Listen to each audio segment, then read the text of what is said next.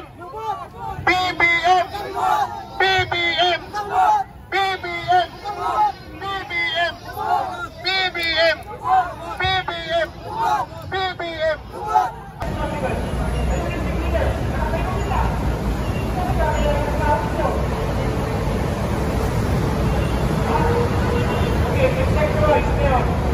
From there, SPD, SPD, SPD. Leader, SPD.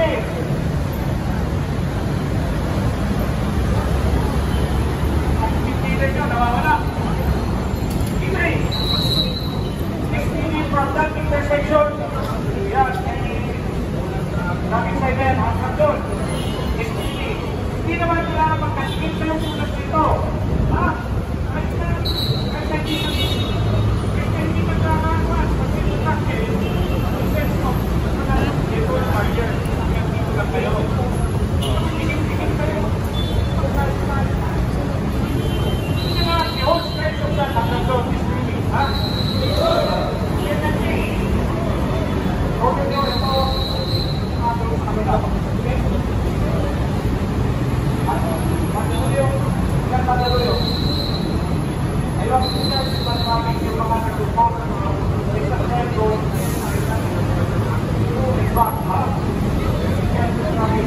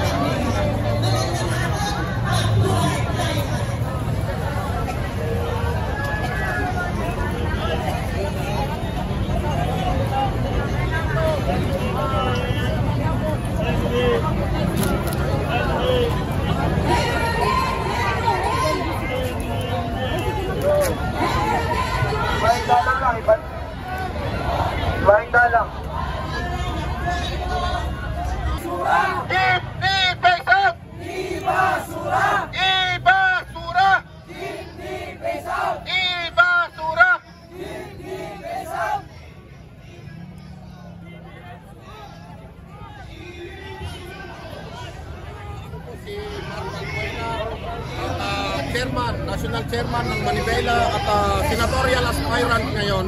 Tayo po ay ang founder ng Manibela at sana ho magkaisa tayo sa laban ng mga jeepney. Ang laban ng super ay laban ng commuter.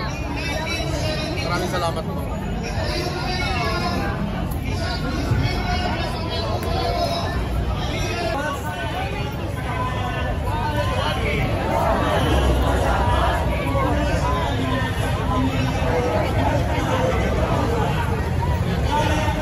Meron ba tayong mapipili sa dalawang yan?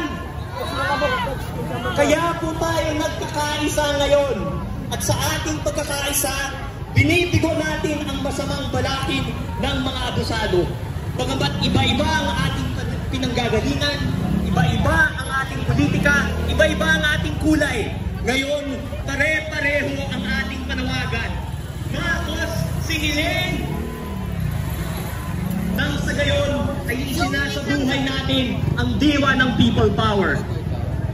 Speaking of iba-ibang politika, ang susunod po nating tagapagsalita ay mas madalas ko po sigurong katunggali kaysa kasama, pero nagkakaisa pala kami sa aming paghanga kay Lolo Ninoy at ngayon po sa ating paninindigan laban sa diktadura ng Marcos, administrasyong Marcos at sa pasyong Duterte dahil po sa Congressman.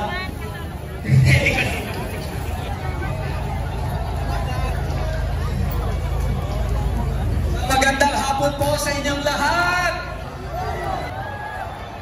Pagbati lalo na sa ating mga kabataan. Nasaan ang mga kabataan? Sino sa inyo ang wala pa dito noong 1986? Ayun, mas maraming kabataan. Sino ang mga veterano ng people power? Ako po, noong 1986, ako po ay 17 years old lang. Fresh na fresh. Estudyante po dyan sa Lasal Green Hills, nasa ng mga taga-Lasal. Ani po. Kaya, tatlong araw po ako nakapapag dito sa EDSA. February 22 hanggang 23 hanggang 25. At tanda ko pa, February 24 ng gabi. Nandun kami sa kanto ng Ortigas at EDSA. As usual, nagbibiro, naglalakad-lakad, tumitingin sa mga tao. At naisip namin, humiga sa pinaka-intersection ng Ortigas at EDSA. At nakatingala kami sa between dahil nung time na yun, wala pang mga building, wala pang Robinsons, wala pang OWA. Ang meron lang yung tropical hut doon sa isang kanto. At habang nakatingin kami sa mga between, sabi namin sa isa't isa, hindi na ito mauulit. Ganito pala ang feeling na maging bahagi ng kasaysayan. The next day, umalis na ang mga Marcos sa Malacanang. Pero, 15 years later, napunta na naman ako sa EDSA. Nasa taas naman ako ng EDSA Shrine at nananawagan na patalsigin ang isang kurap at abusadong Pangulo. Sabi ko, ano ba yan? Nakakadalawang EDSA na ako. At ngayong araw, nandito na naman tayo. Kaya niyo pa ba isa pa? Kasi para